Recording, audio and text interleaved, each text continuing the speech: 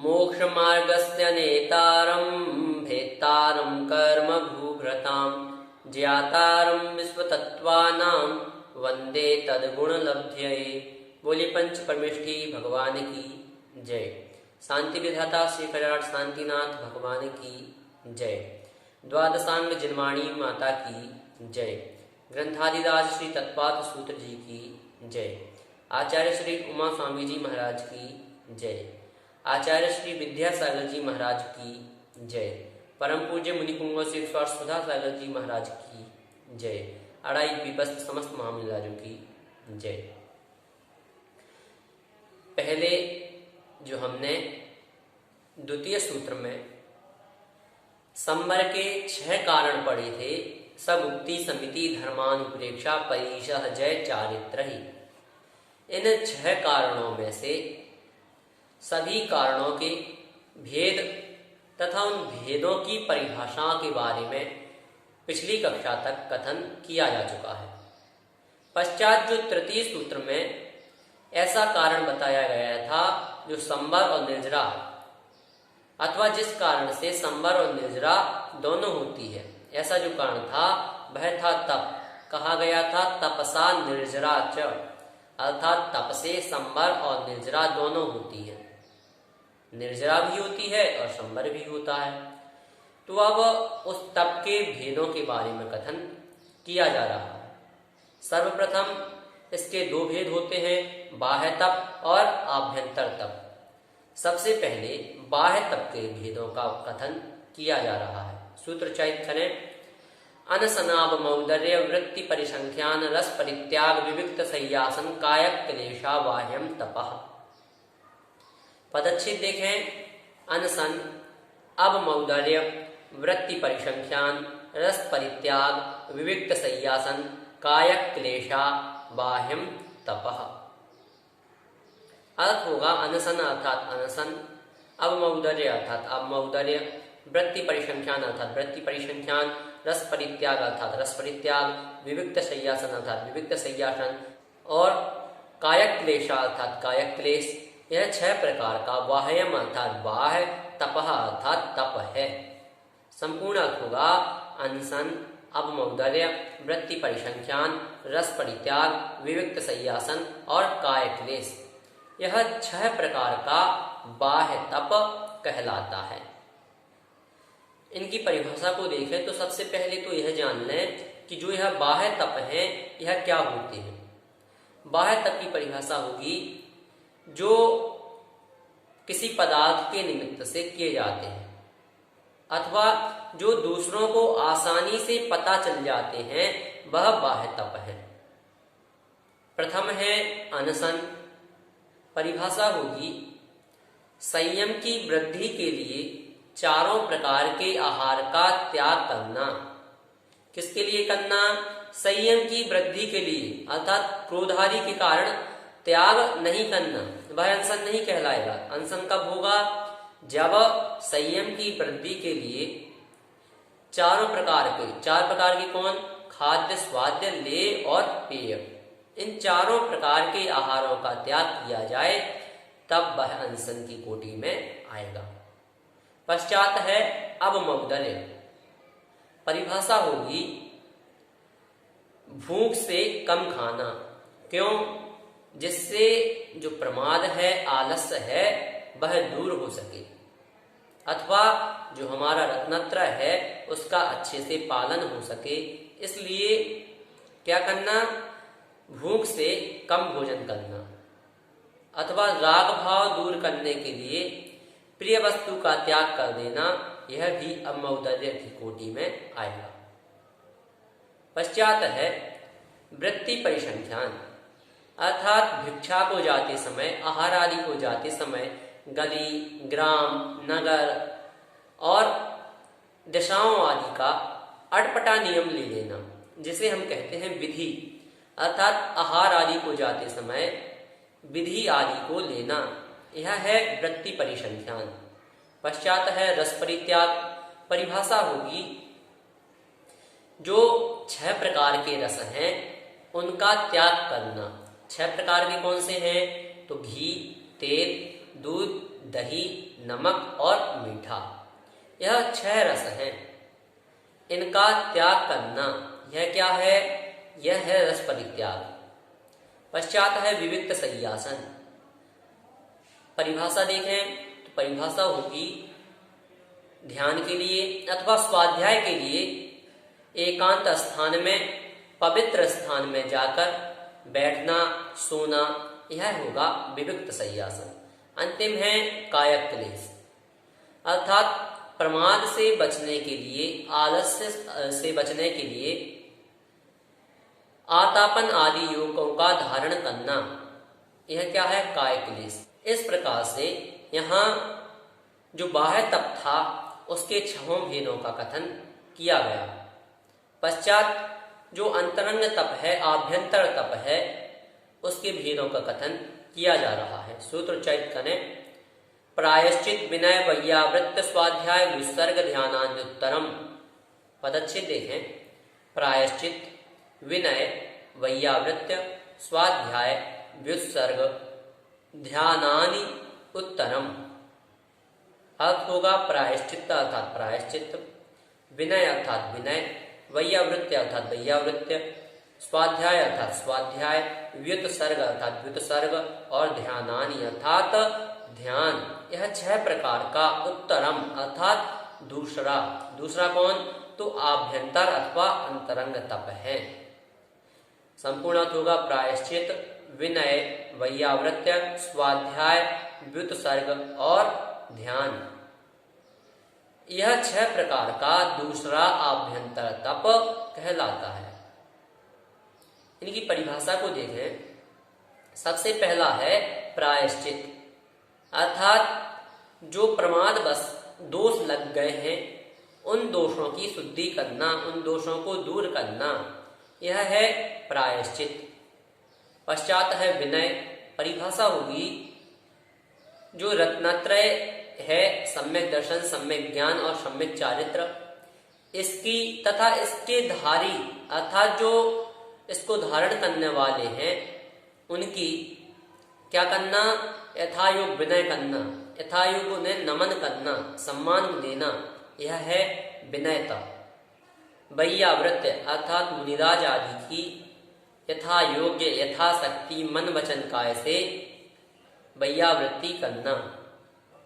पश्चात स्वाध्याय अर्थात आलस्य को छोड़कर, प्रमाद को छोड़कर ज्ञान की आराधना करना, पढ़ना, पढ़ाना, सुनना, सुनाना, यह सब जो है यह स्वाध्याय की श्रेणी में आता है। पश्चात है व्युत्सर्ग अर्थात बाह्य परिग्रह और आभ्यंतर परिग्रह, दोनों परिग्रहों का त्याग करना। अंतिम है ध्यान अर्थात जो चित्त की चंचलता है उसे रोकने के लिए किसी एक वस्तु पर ध्यान केंद्रित करना, यह कहलाता है ध्यान नाम का तप। इस प्रकार से यह जो 6 आभ्यंतर तप हैं इनकी परिभाषा को हमने जाना। आभ्यंतर तप क्या होता है?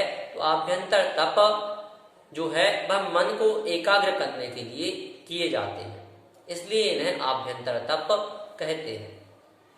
पश्चात आचार्य भगवंत इन आभ्यंतर तपों के भेदों के जो प्रभेद हैं उनका कथन कर रहे हैं। सूत्र उच्चारित करें। नव चतुर्दश पंचद्विभेदा यथाक्रमं प्राग ध्यानात्। पदच्छेद देखें। 9 चतुः 10 पंच द्वि भेदा यथाक्रमं प्राग ध्यानात्। अर्थ होगा 9 अर्थात 9, चतुः अर्थात 4, 10 अर्थात 10, पंच अर्थात 5 और द्वि अर्थात 2, भेदा अर्थात भेद, यथाक्रमम अर्थात यथाक्रम से, प्राक अर्थात पहले, ध्यानात् अर्थात ध्यान से। संपूर्ण अर्थ होगा 9, 4, 10, 5 और 2। यह जो भेद हैं यह यथाक्रम से ध्यान से पूर्व के जानना चाहिए। अर्थात जो पूर्व में हमने प्रायश्चित आदि 6 भेद पढ़े थे उनमें से प्रायश्चित से लेकर व्युत्सर्ग तक यह भेद यथाक्रम से लगा लेना चाहिए। पश्चात आचार्य भगवंत सबसे पहले जो प्रायश्चित तप कहा गया, उस प्रायश्चित तप के 9 भेदों का कथन कर रहे हैं। सूत्र उच्चारित करें। आलोचना, प्रतिक्रमण, तदुभय, विवेक, व्युत्सर्ग, तपच्छेद, परिहारोपस्थापना। पदच्छेद देखें। आलोचना, प्रतिक्रमण, तत् उभय, विवेक, व्युत्सर्ग, तपः, छेद, परिहारः, उपस्थापना। अर्थ होगा आलोचना अर्थात आलोचना, प्रतिक्रमण अर्थात प्रतिक्रमण, तत्वभय अर्थात दोनों आलोचना प्रतिक्रमण, विवेक अर्थात विवेक, व्युत्सर्ग अर्थात व्युत्सर्ग, तपः अर्थात तप, छेद अर्थात छेद, परिहारः अर्थात परिहार और उपस्थापना अर्थात उपस्थापना। यह 9 प्रकार का प्रायश्चित्त है। संपूर्ण अर्थ होगा आलोचना, प्रतिक्रमण, आलोचना प्रतिक्रमण, विवेक, व्युत्सर्ग, तप, छेद, परिहार और उपस्थापना। यह 9 प्रकार का प्रायश्चित्त है। इनकी जो परिभाषाएं हैं उन्हें देखें तो सबसे पहला है आलोचना, अर्थात जो दोष लगे हुए हैं उन दोषों का कथन अपने गुरु के समक्ष, आचार्य के समक्ष करना, यह आलोचना है। पश्चात है प्रतिक्रमण, अर्थात जो दोष लग गए हैं उन दोषों का प्रायश्चित करना, प्रायश्चित लेना, यह है प्रतिक्रमण। पश्चात तदुभय, अर्थात आलोचना और प्रतिक्रमण दोनों, गुरु को भी बताना और प्रायश्चित भी लेना, यह तदुभय। पश्चात है विवेक, अर्थात सदोष आहार और उपकरणों का नियमित समय तक के लिए त्याग करना। पश्चात व्युत्सर्ग, परिभाषा होगी कुछ समय के लिए सामयिक करना, कायोत्सर्ग करना, यह क्या है व्युत्सर्ग। पश्चात है तप, अर्थात उपवास आदि का करना। छेद अर्थात एक दिन, एक पक्ष, एक मास आदि के लिए दीक्षा का भंग करना। परिहार अर्थात अपने दोषों के परिहार के लिए संग से अलग किया जाना, यह क्या है परिहार नाम का तप है। अंतिम है उपस्थापना, अर्थात संपूर्ण दीक्षा को छेद कर, संपूर्ण दीक्षा को भंग कर पुनः दीक्षित कर देना, यह क्या है, यह अंतिम उपस्थापना नाम का तप है। इस प्रकार से यहाँ जो प्रथम प्रायश्चित तप था उसके 9 भेद कहे गए। पश्चात जो विनय है उसके 4 भेदों का कथन किया जा रहा है। सूत्र उच्चारित करें। ज्ञान दर्शन चारित्रोपचाराः। पदच्छेद देखें। ज्ञान दर्शन चारित्र उपचाराः। अर्थ होगा ज्ञान अर्थात ज्ञान, दर्शन अर्थात दर्शन, चारित्र अर्थात चारित्र और उपचाराः अर्थात उपचार। यह 4 प्रकार का विनय तप है। संपूर्ण अर्थ होगा ज्ञान, दर्शन, चारित्र और उपचार। यह 4 प्रकार का विनय तप कहलाता है। इन सभी की परिभाषाओं को देखें। प्रथम है ज्ञान विनय, अर्थात जो शास्त्र आदि हैं उनका योग काल में, योग स्थान में पढ़ना, पढ़ाना, सुनना, सुनाना, यह सब ज्ञान विनय के अंतर्गत आता है। पश्चात है दर्शन विनय, अर्थात संकादि दोष रहित श्रद्धान करना, यह दर्शन विनय है। पश्चात चारित्र विनय, अर्थात चारित्र धारकों की विनय करना अथवा चारित्र का निर्दोष रीति से पालन करना, यह चारित्र विनय। अंतिम है उपचार विनय, अर्थात जो आचार्य आदि हैं उनका यथायोग्य सम्मान करना, उनके आने पर खड़े हो जाना, नमस्कार करना आदि उपचार विनय की श्रेणी में आता है। इस प्रकार से यहाँ जो दो भेद, प्रथम दो भेद थे प्रायश्चित और विनय, इन दो भेदों का कथन किया गया। आज हमने 5 सूत्रों को पढ़ा। अनसनाभमौदर्य वृत्ति परिसंख्यान रस परित्याग विविक्त संयासन कायक क्लेशा बाह्यम तपः प्रायश्चित्त विनय वैयावृत्त स्वाध्याय विसर्ग ध्यानाद्युत्तरम नव चतुर्दश पंच द्विभेदा यथाक्रमं प्राग ध्यानात् आलोचना प्रतिक्रमण तदुभय विवेक व्युत्सर्ग तपच्छेद परिहारोपस्थापना ज्ञान दर्शन चारित्रोपचारा। इस प्रकार से इन 5 सूत्रों के माध्यम से सबसे पहले बाह्य तप के भेद, पश्चात आभ्यंतर तप के भेद, पश्चात जो आभ्यंतर तप के प्रभेद हैं उनकी संख्या को, और अंतिम 2 सूत्रों में क्रमशः प्रथम प्रायश्चित तप के भेद और अंतिम में जो द्वितीय विनय तप है उसके भेदों को जाना। यदि आपकी इस संदर्भ में कोई जिज्ञासा है तो आप हमें भेज सकते हैं। आप हमें YouTube चैनल पर कमेंट के माध्यम से बता सकते हैं, अथवा हमारे WhatsApp नंबर पर भी आप हमें अपनी जिज्ञासाएं भेज सकते हैं। जय जिनेंद्र।